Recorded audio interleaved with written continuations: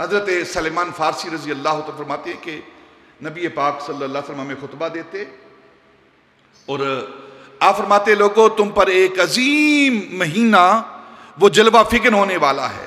अज़ल्लकुम शाहरुन अज़ीम, एक अजीम महीना तुम पर जलवा फिक्र होने वाला है, आने वाला है, मुबारक महीना आने वाला है, एक अजीम महीना आने वाला है। उस महीने के अंदर एक रात है जो 1000 महीनों से बेहतर है। और फिर नबी पाक सल्लल्लाहु अलैहि वसल्लम ये लंबा खुतबा है, आपने फरमाया कि ये वो महीना है कि जिस महीने के अंदर अल्लाह रब्बुल इज़्ज़त नवाफल का सवाब फ़राइज़ जितना कर देता है।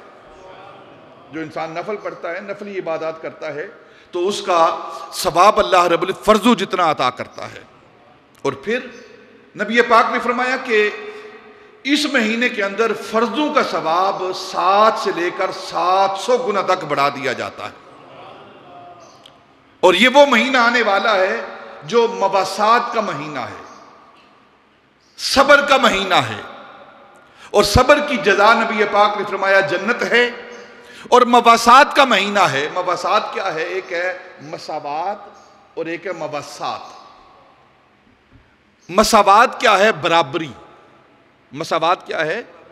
कि हिस्सा मसावात में तकसीम करो, बराबर बराबर सबको, ये मसावी निज़ाम जिसे कहते हैं, ये मसावात है कि बराबर बराबर तकसीम करो। ये आम महीनों के अंदर ये बात है।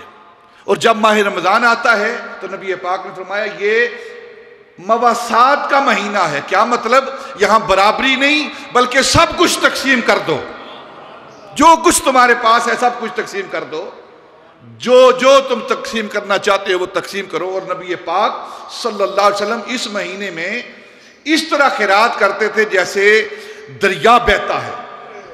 यह आपकी आदत मुबारक थी नबी पाक सल्लल्लाहु अलैहि वसल्लम की।